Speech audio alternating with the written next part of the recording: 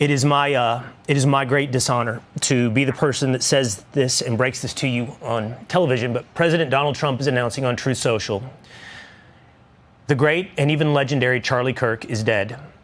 No one understood or had the heart of the youth in the United States of America better than Charlie.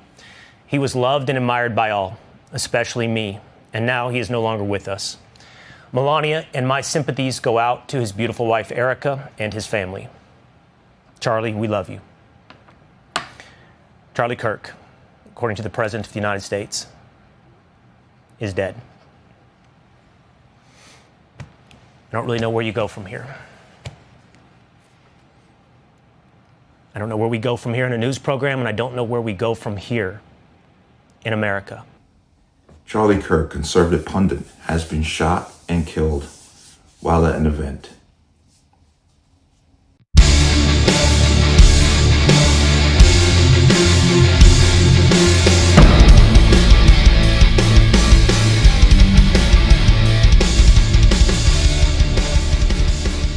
Welcome to another installment of the Connecticut Gun Bench. Today's video is brought to you by P.A.N. Firearms, LLC. P.A.N. Firearms, your NRA certification of multifaceted gun training. You can reach us at 203-300-6343 or use our website at www.panfirearmsllc.com. As always, there'll be a link in the description box below. And if you like channel like content and what I do here, you can support me with the link. Everything's appreciated. Online store is open. CGB20 will get you 20% off, free shipping.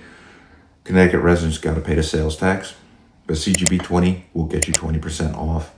Please take advantage, but let's talk about this. And I deliberately held off before I even broached this subject because when this happened, obviously, the immediate reaction is to make commentary on it, but I decided to take a moment to take a breath and to calm down. As we all know at this point in time, Charlie Kirk was shot and has passed away while he was speaking at an event in Utah. The man was shot and killed for a difference of opinion. He wasn't advocating the death of anyone. He wasn't a lunatic with a firearm killing other people. He wasn't a drug deal gone bad or a gang beef. He was simply expressing his First Amendment rights, and he was shot and killed for it. And this was a political assassination. Now, apparently the shooter is still at large. They did detain someone immediately. And of course, rumors flew across the internet about this person, but apparently and allegedly this person has been released and apparently has nothing to do with it. Now, some video has come up, and this video is very interesting. This was immediately after the shot, and Kirk was moved off to the side and they were working on him while other people were still basically crouched down. One person apparently stood up. But this person is now someone that needs to be investigated. While everybody else is crouched down, this person decided to jump up and cheer on what had just happened. And allegedly was looking in the direction of the shooter. Now, I don't buy into all of that because logic says the shot must have come from that direction. So you would look generally that way. And I think that's what he was doing. I'm just disturbed that this first reaction this person has is to cheer the death of another human being. But it goes even further. The media and MSNBC has been getting flamed for their rhetoric. After one of the Doge employees was allegedly attacked in Washington, D.C., that's what Donald Trump used as justification to send in federal troops into Washington, D.C. to get things under control. No. You can imagine the administration using this as a justification for something. Talk to me about the environment in which a shooting like this happens. Yeah, and again, emphasize what you just emphasized. We don't know any of the full details of this. We don't know if this was a supporter shooting their gun off in celebration, or so we have no idea about this. But following up on what was just said, he's been one of the most divisive, especially divisive younger figures in this, who is constantly sort of pushing this sort of hate speech or sort of aimed at certain groups. And I always go back to hateful thoughts lead to hateful words, which then lead to hateful actions. And I think that's the environment we're in, that people just, you can't stop with these sort of awful thoughts you have and then saying these awful words and not expect awful actions to take place. Matt. And that's the unfortunate environment we're in. That person, Matthew O'Dowd, has since been fired from MSNBC because his remarks are absolutely pathetic, and this is the media. A man has been killed for his political beliefs, and the only thing that they're worried about is what Trump might do. It's just mind-boggling. You may not like what somebody has to say, but that does not give you the right to either one, bring harm to that person, their death, or to even celebrate it. And all across the internet, people are celebrating it. And it's really absolutely shocking. Shocking. There are a lot of people in politics that I personally don't like, but I've never, ever advocated for their murder, ever. Yet, here these people are. But of course, immediately they take full advantage of this to once again talk about gun control.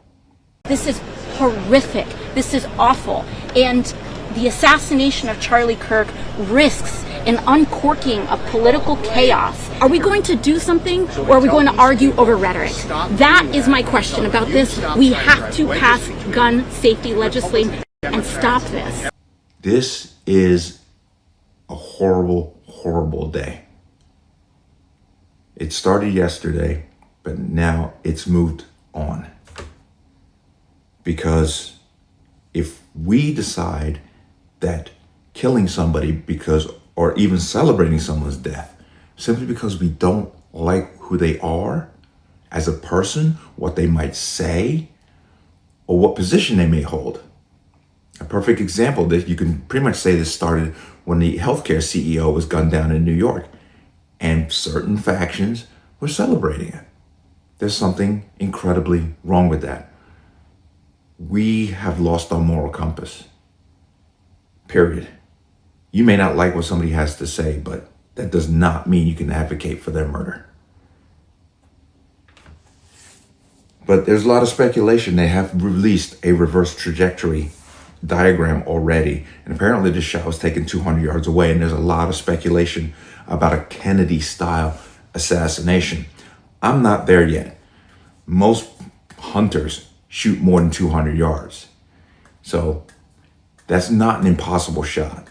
You have the person who took a shot at Trump. He was roughly 100 yards or so away. It doesn't take much skill to put a relatively accurate and decent rifle and to put a round on target. So we're going to have to wait and see, because as I said, the shooter apparently is still at large.